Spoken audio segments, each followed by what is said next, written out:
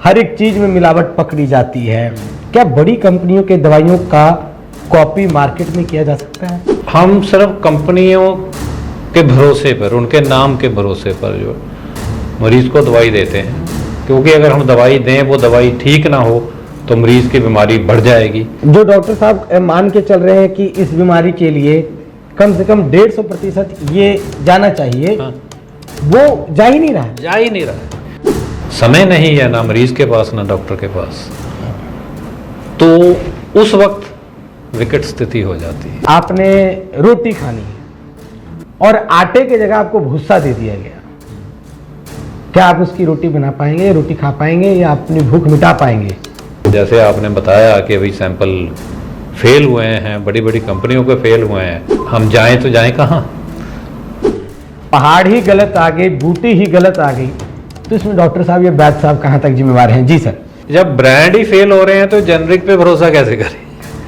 पैसे कम होने के चक्कर में दूसरी दवाई ले लेता है और वापिस आपसे चेक नहीं करवाता है, क्या ऐसी गलती करनी चाहिए या नहीं? अगर उन्होंने नहीं मैन्युफैक्चर करी तो फिर किसने करी? जैसे जाली नोट है जी, तो जाली दवाई कह सकते हैं पूरी इसको। सर क्या लगता है आपको, जो बड़ी बड़ी कंपनियां हैं उन्हें अपने ब्रांड की कॉपी को बाजार में आने से रोकने के लिए क्या कुछ जरूरी कदम उठाने चाहिए अपने स्तर पर? yes, बड़ी कंपनियां कह रही हैं कि हमने तो वजह बनाई ही नहीं है जी। दवाई, ठीक है, किसी ने हमारे नाम पे बनाई है, तो ये कंपनियों को भी देखना पड़ेगा। फिर मैंने दूसरी रखी, मैंने कहा इसको बताओ, ये भी हमारी कंपनी की है, मैं क्या इनमें से एक जाली है। तो जो आप लोग इंजेक्शन लगाते हैं या फिर आईवी फ्लूइड जैसे RNS वगैरह DNS वगैरह आप चढ़ाते हैं, इसमें भी मिलावट का दौर चलता है? हाँ, या इसमें मिक्सिंग हाँ होता है, सैंपलिंग में तो वो भी आते हैं कि डॉक्टर साहब ने बस एक टीका लगाया था और हमारा मरीज इस दुनिया से चला गया। सर क्या लगता है ऐसे इंजेक्शन्स में भी कहीं ना कहीं मिलावट हो सकती है? डॉक्टर्स जो कि सर्जन होते हैं, जब कभी ऑपरेशन करने के लिए OT के अंदर पैर रखते हैं, उससे पहले वो अपनी बॉडी को, अपने हाथों को पूरा वॉश करते हैं। सर वॉश करने की प्रक्रिया होती है आप लोगों की, ये मिलावट का दौर है जनाब। यहां हाँ में हाँ मिला दिया कीजिए तारीफ के रूप में, मगर ये मिलावट बहुत गंभीर है। आप सोचिए जरा कि आप स्वस्थ होने के लिए जिस दवाइयों को खा रहे हैं, आप अपने शरीर से बीमारी को भगाने के लिए जिन दवाओं का उपयोग कर रहे हैं, आपको डायरिया है और आप दवाई खा रहे हैं, डायरिया ठीक नहीं हो रहा है, और बाद में आपको पता लगता है वो दवाई जिसमें मिलावट थी वो आप खा रहे थे। किसी को हार्ट अटैक आता है और उसके रक्त के संचार के लिए जो दवाई दी जा रही है, उसके प्राण को बचाने के लिए जो दवाई दी जा रही है, कीमती जान को बचाने के लिए जो दवाई दी जा रही है, वो काम नहीं कर रही है। बाद में पता चलता है कि वो दवाई मिलावटी थी या वो दवाई असली थी ही नहीं, दवाई थी ही नहीं। ऐसे कई दौर आपकी जिंदगी में आए होंगे जब आपने अपने बहुत करीबी को और बहुत कीमती जानों को आसानी से जाते देखा होगा।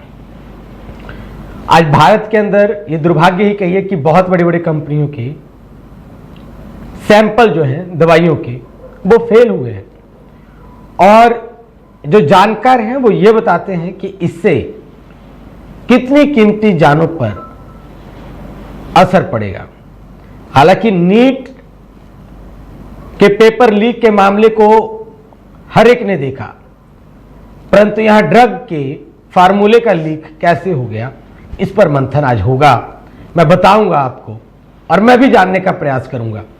मेरे साथ जुड़े हैं विशेषज्ञ और होशियारपुर ही नहीं बल्कि पंजाब के जाने माने surgeon doctor Rajendra Sharma ji. Sir बहुत बहुत स्वागत है आपका। नमस्कार। नमस्कार सर, सबसे पहली बात तो यह है कि मेरे दर्शकों को यह बताइए, क्या दवाइयां जो नकली बन जाती हैं उससे सिर्फ आम लोग ही लड़ते हैं, या डॉक्टर्स की भी लड़ाई अपने अस्तित्व को बचाने के लिए नकली दवाई के साथ जारी है? डॉक्टर्स की लड़ाई तो जारी है, क्योंकि जितना नुकसान मरीज का है उतना ही डॉक्टर का भी होता है। एक आम जो डॉक्टर हम प्रैक्टिस में बैठे हैं, उनके पास ऐसा कोई साधन नहीं है ये जानने का कि ये दवाई नकली है, जहाँ स्टैंडर्ड इसका नहीं है, जहाँ इसमें मिलावट है, तो हम सिर्फ कंपनियों के भरोसे पर, उनके नाम के भरोसे पर जो मरीज को दवाई देते हैं, लेकिन वो पूरा काम करेगी तभी करेगी अगर उसमें पूरा वो केमिकल डला हुआ है और उसका स्टैंडर्ड है जैसा कि होना चाहिए। तो ये लड़ाई तो हमारी और मरीजों दोनों की है, क्योंकि अगर हम दवाई दें, वो दवाई ठीक ना हो तो मरीज की बीमारी बढ़ जाएगी, तो असर नहीं आएगा। और जब गंभीर परिस्थिति हो, चलो जो मरीज में गंभीर नहीं है उसमें तो 1-2 दिन में पता चलेगा कि असर नहीं हो रहा है, तो हम दवाई अमूमन बदल देते हैं कि शायद ये दवाई असर नहीं कर रही, हम दूसरी कंपनी की दवाई देते हैं। बिल्कुल जी, ठीक है। तो वो एक हमारे पास एक पैमाना है कि देखने का कि ये दवाई अच्छी नहीं थी, वो दूसरी दवाई का असर आया। सर कई बार मौके में हमारे प्रैक्टिस में आता है कि हम दवाई बदल देते हैं। लेकिन जब गंभीर परिस्थिति है, समय नहीं है ना मरीज के पास ना डॉक्टर के पास, तो उस वक्त विकट स्थिति हो जाती है। जो आईसीयू में सीधे आते हैं, इमरजेंसी में सीधे आते हैं, तो उसमें अगर हम दवाई दें, वो दवाई असर ना करे, तो हमारे लिए जानना मुश्किल है कि ये दवाई इफेक्टिव नहीं है, असर नहीं कर रही है, जब बीमारी पे इसका असर नहीं हो रहा है। जैसे भी आप कहते, बहुत लोग कहते हैं कि एंटीबायोटिक्स का असर खत्म हो रहा है, धीरे धीरे बैक्टीरिया रेजिस्टेंट हो रहे हैं, और उसमें भी वो देखना पड़ेगा कि वो एक्चुअल में बैक्टीरिया रेजिस्टेंट हो रहे हैं या वो दवाई में दवाई है ही नहीं। ठीक है ना। तो वो तो हमारे डॉक्टर्स के पास, किसी भी डॉक्टर के पास ये साधन नहीं है कि हम दवाई को पहले टेस्ट करें। तो हम तो सरकारी एजेंसियां, जो टेस्टिंग एजेंसियां हैं, जो कंट्रोलर्स हैं, रेगुलेटर्स हैं गवर्नमेंट के, जो CDSCO है, central drug standard control organisation centre की है, बाकी स्टेट ड्रग कंट्रोलर्स हैं, उनके भरोसे हैं कि वो ये सारा चेक करते होंगे और जो सही दवाइयाँ हैं वही मार्केट में मिलती होंगी। पर जैसे आपने बताया कि अभी सैंपल फेल हुए हैं, बड़ी बड़ी कंपनियों के फेल हुए हैं, तो उससे फिर हमारा भी आत्मविश्वास डगमगा गया, डोल गया है। हाँ। भाई हम जाएं तो जाएं कहाँ। ये एक बड़ी विकट परिस्थिति जो है वो उनके लिए बनती है। देखिए, आम लोग ये कहते हैं कि हम डॉक्टर्स को भगवान मानते हैं, और जो डॉक्टर हैं भगवान के रूप में, इनके कमंडल में जो पंचामृत है या फिर जो अमृत है उसमें मिलावट हो तो इसकी पहचान डॉक्टर्स कैसे करेंगे। उसके लिए एक अलग विभाग, जो ये बता रहे हैं, पंजाब ड्रग कंट्रोलर भी है और नेशनल ड्रग कंट्रोलर टीम भी बैठी हुई है, इनकी ड्यूटी है। अगर वो भी इस ड्यूटी को नहीं कर पाएंगे, उसके बाद आरोप जो आते हैं कि डॉक्टर साहब की दवाई में दम नहीं है। अच्छा डॉक्टर साहब, एक चीज हम और देखते हैं कि आजकल बाजारों में मिलावट का दौर चल रहा है। हर एक चीज में मिलावट पकड़ी जाती है। कई बार DHO जो होते हैं डिस्ट्रिक्ट के, वो कई जगह की मिलावटी चीजों को पकड़ते हैं। एक बड़ी कंपनी के साबुन के मिलावट जो रैपर थे वो प्रिंटिंग होकर के, उसमें साबुन प्रिंट होकर के चलती रही।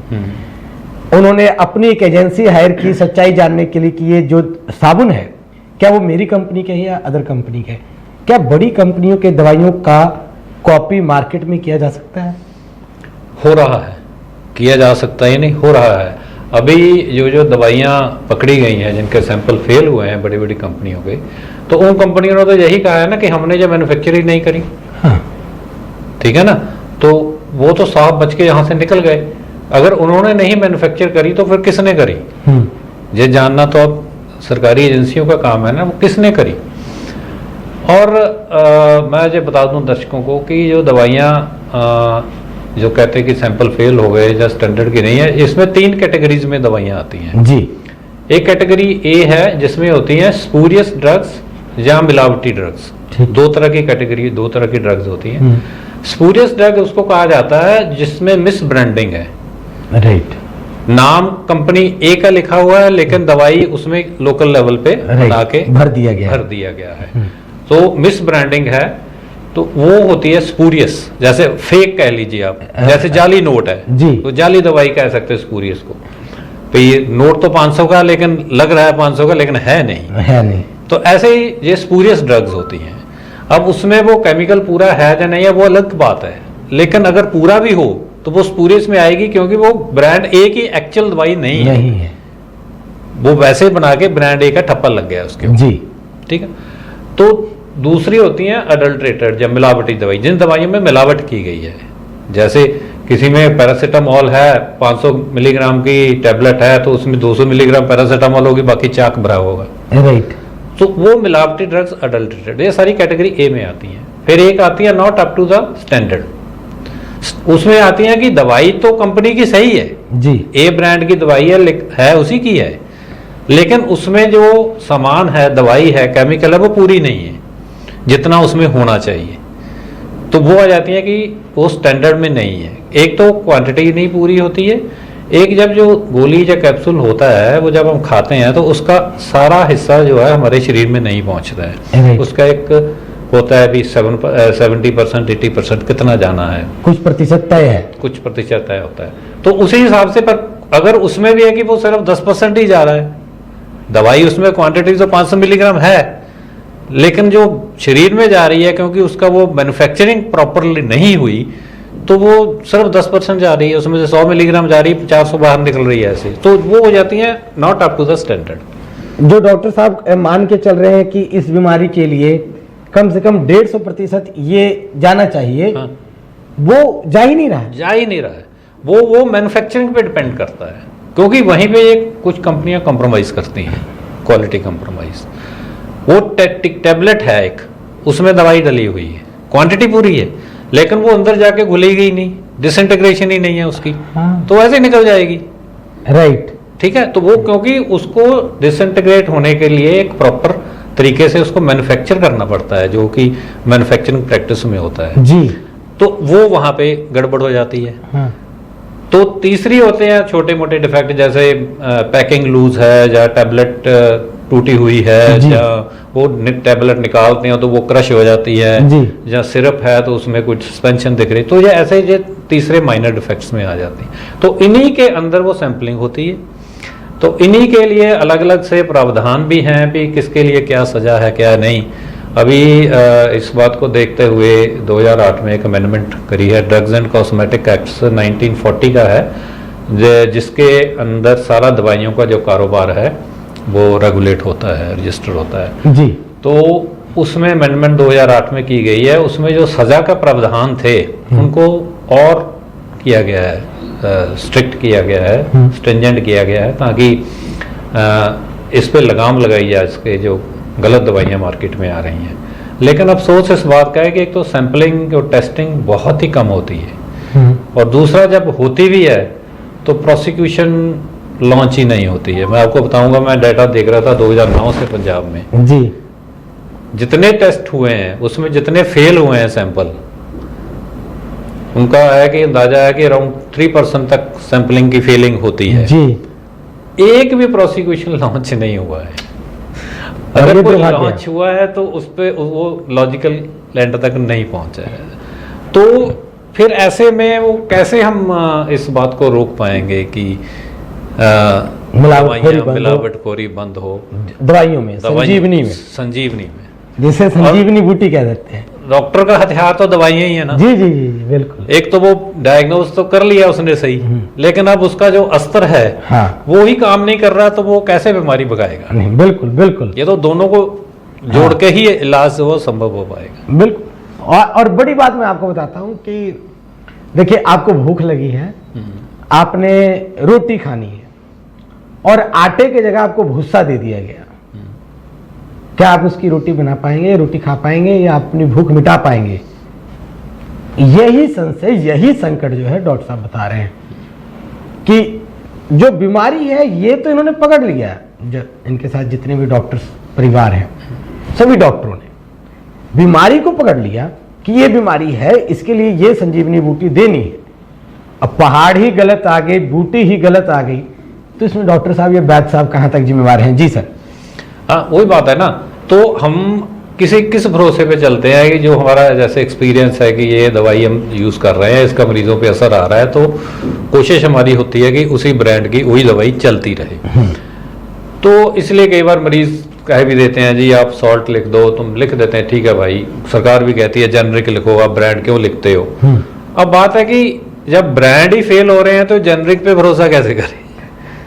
तो हम एकदम, क्योंकि हमें अपना भी एक खाली ये बात एक रेपुटेशन की नहीं है जी। बात मरीज की जिंदगी की है। जिंदगी, जो पेशेंट मेरे पास मेरे पे विश्वास करके आ रहा है, अगर मैं उसके साथ ये न्याय ही ना कर पाऊँ कि उसको सही दवाई दूँ, प्रिस्क्राइब करूँ, तो फिर वो मेरे को लगता है कि मैं खुद के साथ भी न्याय नहीं कर रहा हूँ, अपने प्रोफेशन के साथ भी मैं न्याय नहीं कर रहा हूँ। तो हमारी कोशिश सभी डॉक्टर्स की इसीलिए होती है कि हम रिलक्टेंटली ये होते हैं कि अगर मैंने जो दवाई लिखी है तो आप इसको चेंज मत करना, जो सब्स्टिट्यूट मत करना, क्योंकि वो हमारे पास सिर्फ एक हमारा एक्सपीरियंस ही है जिस पे हम कह सकते हैं कि नहीं ये दवाई ठीक है, ये काम करेगी, वो एक्सपीरियंस के बेस पे ही है। तो अगर आप उसकी जगह कोई और ले लोगे दवाई, मैं नहीं कहता कि हम आपको कहेंगे कि ना लो, बट उसमें फिर कई बार होता है कि दवाई का असर नहीं आता है, तो फिर बहुत दिक्कत आ जाती है। ना बीमारी दूर होती है और ना बीमार ठीक होता है।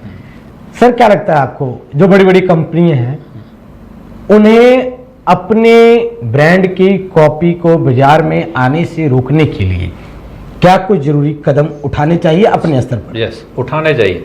जैसे अभी जो ये मामला हुआ है जिसमें बड़ी कंपनियां कह रही हैं कि हमने तो वो बनाई ही नहीं है दवाई, ठीक है, किसी ने हमारे नाम पे बनाई है, तो ये कंपनियों को भी देखना पड़ेगा, क्योंकि उनकी भी रेपुटेशन और उनका भी बिजनेस का सवाल है। वो भी खाली बिजनेस ही नहीं, मैं कहूँगा लोगों की ज़िंदगी के साथ भी खिलवाड़ हो रहा है। तो उनको खुद का एक ऐसा फार्मेको विजिलेंस यूनिट होना चाहिए उनका, जो भी मार्केट में देखता रहे कि उनके नाम पर कहीं जाली दवाइयाँ तो नहीं बन रही।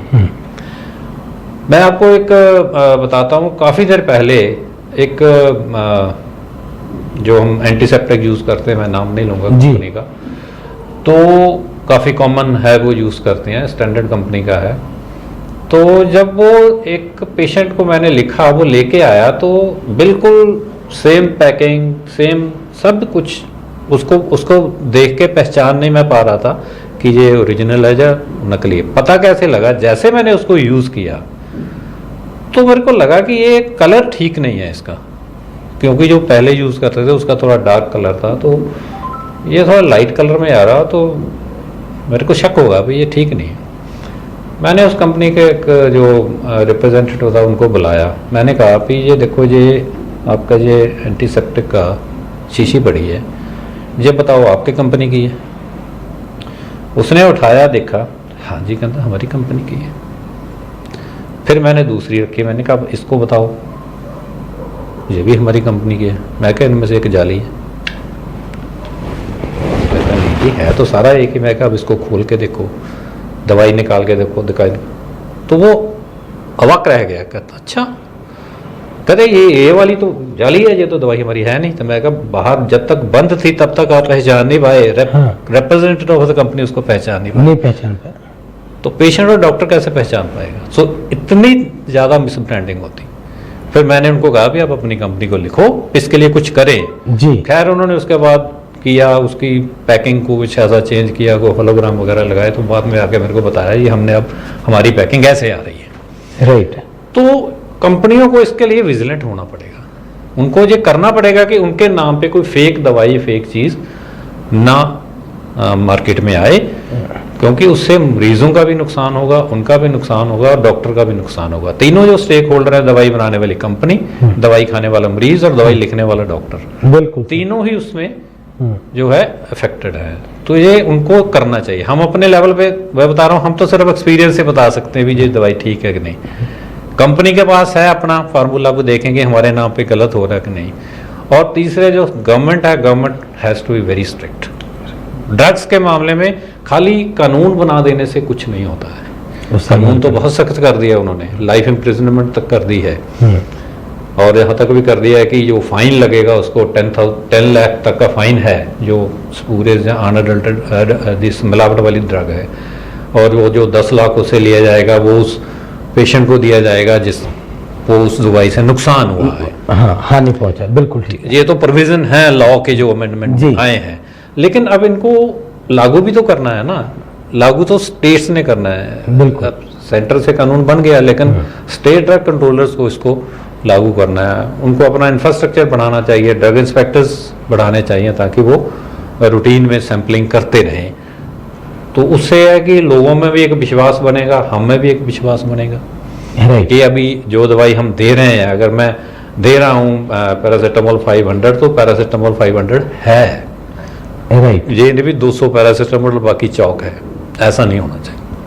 सर जैसे कोई मेडिसिन या दवाई है या सिरप है, इसके सैंपल टेस्ट होते हैं, सैंपल फेल हो जाते हैं, पकड़े जाते हैं, तो जो आप लोग इंजेक्शन लगाते हैं या फिर आईवी फ्लूइड जैसे RNS वगैरह DNS वगैरह आप चढ़ाते हैं, इसमें भी मिलावट का दौर चलता है? हाँ, या इसमें भी मिक्सिंग हाँ, होता है। सैंपलिंग में तो वो भी आते हैं। जो टेस्टिंग है, टेस्टिंग में खाली कैप्सूल और टैबलेट्स ही नहीं है, सभी आते हैं। इवन मेडिकल डिवाइसेस जो हमारी हैं वो भी उसी में इंक्लूडेड है। सैंपलिंग और टेस्टिंग तो उनकी भी होनी चाहिए और होती है, लॉ के अंदर तो वो भी है। तो वो जो आईवी फ्लूइड्स है, जैसे ग्लूकोज लगाते हैं, कुछ लगाते हैं, उनकी चेकिंग होनी चाहिए कि वो प्रॉपर भी है, क्योंकि जो ग्लूकोज का अंदर लगा हुआ है वो बिल्कुल स्टराइल होना चाहिए जी। अगर वो उसके अंदर ही इन्फेक्शन होगी तो जैसे ही वो लगाएंगे तो मरीज को सीधा जा रहा है, सीधा नस में जा रहा है, तो वो तो सीधी की सीधी पूरी इन्फेक्शन डाल रहे हैं। तभी कई बार क्या होता है, ग्लूकोज लगाने के बाद कई बार पेशेंट को शिवरिंग हो जाती है, रिएक्शन हो जाता है, तो इसी की वजह से होता है। फिर वो जो अंदर वाला फ्लूइड है वो पूरी तरह से इसकी मिल रहा है कि वो स्टराइल नहीं है, उसमें थोड़ी बहुत इन्फेक्शन है। अब उसको इन्फेक्शन को हम नेकेड आई से तो नहीं देख सकते ना, बैक्टीरिया को अंदर जी। तो वो तो वही बात है कि चेकिंग, इसलिए कोशिश यही होती है कि अच्छी कंपनी का ही ग्लूकोज का पैकेट यूज किया जाए, लेकिन वही चेकिंग होनी चाहिए, सबकी चेकिंग होनी चाहिए, ये मैं कहता हूँ। बड़ी बात यह है कि कई बार हम अमूमन देखते हैं कुछ लोग ये कहते नजर आते हैं, जहाँ कहीं त्रासदी होती है कि डॉक्टर साहब ने बस एक टीका लगाया था और हमारा मरीज इस दुनिया से चला गया। सर क्या लगता है, ऐसे इंजेक्शन्स में भी कहीं ना कहीं मिलावट हो सकती है? पक्का हो सकती है, क्योंकि अब जो इंजेक्शन डॉक्टर्स लगाते हैं उनको पता है कि ये इंजेक्शन सेफ है इसके लिए लगाने के लिए, लेकिन उसके बाद उसका कोई एडवर्स रिएक्शन आता है जो अनएक्सपेक्टेड है, तो दिस मींस कि कुछ ना कुछ तो उसमें गड़बड़ होगी, तभी आया। हाँ। नहीं तो नहीं आया। अच्छा, मैं आपको याद ना, लोगों को शायद याद होगा, एक बार मध्य प्रदेश में कहा वो आई ऑपरेशन हुए थे, लोग जो अंधे हो गए थे। हाँ। सारा डॉक्टर पे नजला गिर गया था। बाद में इंक्वायरी में क्या आया था कि वो जो ग्लूकोज की बोतल, क्योंकि उसमें एक सलाइन यूज करते हैं आंख के ऑपरेशन के लिए, वो सारे का सारा लॉट इन्फेक्टेड था। अब उसमें डॉक्टर का क्या कसूर था, लेकिन बेचारा टंगा तो डॉक्टर तो चलो टंगा, लेकिन जिन लोगों की आंखें चलेगी उनका क्या कसूर? सिर्फ इसलिए कि वो जो फ्लूइड था वो टेस्ट नहीं हुआ, कोई और जहां से भी वो लिया गया वो उन्होंने उसको सही नहीं बनाया था और वो टेस्टिंग नहीं थी। मैं बड़ी बात आपको बताता हूं, जो मेडिकल के क्षेत्र से जुड़े मेरे दर्शक होंगे वो जानते होंगे, डॉक्टर्स जो कि सर्जन होते हैं, जब कभी ऑपरेशन करने के लिए ओटी के अंदर पैर रखते हैं, उससे पहले वो अपनी बॉडी को, अपने हाथों को पूरा वॉश करते हैं। सर वॉश करने की प्रक्रिया होती है आप लोगों की, फिर एप्रन स्टरलाइज किए हुए वो सारे पहनते हैं, ग्लव्स जिनको ये खुद हाथ नहीं लगाते हैं, वो पैकिंग में जैसे आती है वैसे खोलने के लिए नर्स या फिर जो इनके सहायक होते हैं ओटी में, वो फेस शील्ड लगा के रखते हैं ताकि एक बूंद पसीने का वहां ना हो। हालांकि अब तो ओटी सारे वातानुकूलित यानी एसी से पूरे होते हैं, परंतु ये बात डॉक्टर साहब नहीं जानते कि जिन दवाइयों का प्रयोग, जिन इंजेक्शन का प्रयोग किया जाएगा वो अपने मानकों पर खरा उतर रहा है या नहीं। इसके लिए जो विभाग या जो जिम्मेवार अधिकारियों को दिए गए, वो ही इसका सही कर्तव्यों का निर्वहन कर सकते हैं, पालन कर सकते हैं, और कई कीमती जानों को बचाने के साथ साथ डॉक्टर्स और मरीज का जो संबंध है उसे बरकरार रख सकते हैं। सर एक चीज और मैं अपने दर्शकों को आपके मुख से बताना चाहूंगा कि कई बार जो मरीज होते हैं, जब आप लोग दवाई लिख देते हैं, अपने अनुभव के बाद हम देखते हैं कई बार 40 साल 45 साल 50 साल के डॉक्टर साहब जो होते हैं, वो दवाइयों का अपना एक ऐसा कंपनी हो या फिर एथिक्स हो, जो भी आपका है सिद्धांत है, जिस पर आपका अनुभव रहा है, आप वही दवाइयां लिखते हैं। मरीज पैसे कम होने के चक्कर में दूसरी दवाई ले लेता है और वापिस आपसे चेक नहीं करवाता है। क्या ऐसी गलती करनी चाहिए या नहीं? इसको जहां तक हो सके नहीं करना चाहिए ऐसा। और बात वही आ जाती है कि उस पर फिर एक मोटिव आ जाते हैं कि शायद डॉक्टर्स कमीशन के चक्कर में ऐसा करते हैं, बड़ा आरोप लगता है।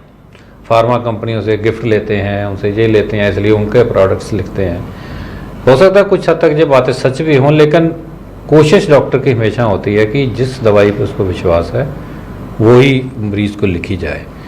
तो जहाँ तक हो सके मैं कहूँगा कि जो लाइफ सेविंग ड्रग्स हैं, चलो दूसरी दवाई बुखार की पैरासीटामोल या दर्द की हुई तो वो है कि बुखार उतरेगा नहीं या दर्द ठीक नहीं होगा तो पता चल जाएगा, दवाई दूसरी ले लेगा बंदा। पर जहाँ ज़िंदगी मौत का सवाल है वहाँ प्लीज़ ऐसा कंप्रोमाइज़ मत करिए, क्योंकि वहाँ पर ये कंप्रोमाइज़ बहुत महंगा पड़ सकता है, डॉक्टर को भी मरीज़ को भी। तो वहाँ पे आप जहाँ पे जिस दवाई पे जिस डॉक्टर को यकीन है कि हाँ वही इस्तेमाल करनी चाहिए। हालांकि वो भी यकीन, जैसे अब बड़ी बड़ी कंपनियां निकल आई हैं तो वो भी डगमगा गया है बिल्कुल थोड़ा सा। तो एक इसमें मैंने इसको जैसे आपने कहा कि रोकना भी कैसे रोका जाए इस बातों को, जहाँ हम इसको कैसे कंट्रोल कर सकते हैं। एक तो गवर्नमेंट एजेंसीज तो हैं जिनको अपना काम करना चाहिए, लेकिन पब्लिक को भी इसके बारे में थोड़ा अवेयर होना चाहिए।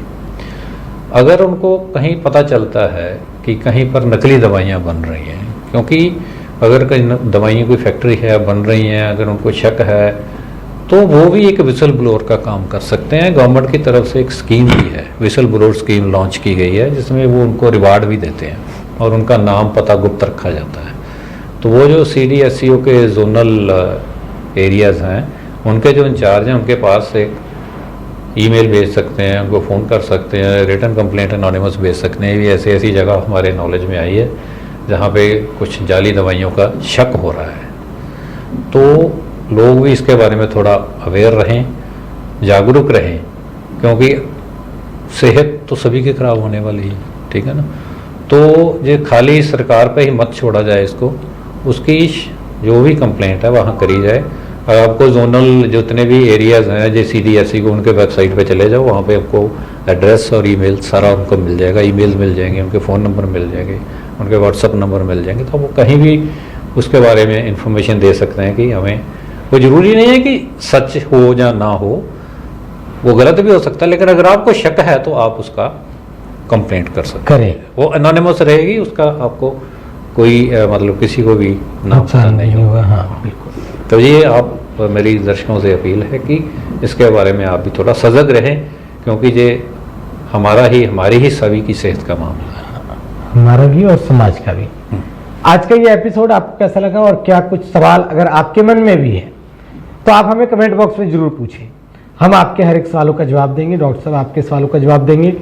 और हाँ, इस भ्रष्टाचार के खिलाफ, मिलावटखोरी के खिलाफ जबरदस्त और मजबूती से हम सबको कदम उठाने की जरूरत है, सहयोग करने की जरूरत है, और आशा करते हैं कि आप डॉक्टर साहब की बातों को समझेंगे और इसे अपनी जिंदगी में उतारेंगे। जी, एक मैं और अपील करना चाहता हूँ रेगुलेटरी एजेंसी और सरकार से भी जी, कि जब भी ऐसे सैंपल फेल हों तो प्रोमिनेंटली सभी न्यूज़पेपर में वो ब्रांड नेम और कंपनी नेम सहित बताया जाए। खाली ये मत लिखा जाए पैरासीटामोल का सैंपल फेल हो गया, जहाँ किसी और सॉल्ट का नेम लिया, कफ सिरप का सैंपल फेल हो गया, ये एंटीबायोटिक का सैंपल फेल हो गया, ये ग्लूकोज की, ये शुगर वाली दवाई का सैंपल फेल हो गया, ऐसे न्यूज़ आती है। तब ना तो डॉक्टर को पता चलता है कि किस ब्रांड का फेल हुआ है, ना मरीज को पता चलता है।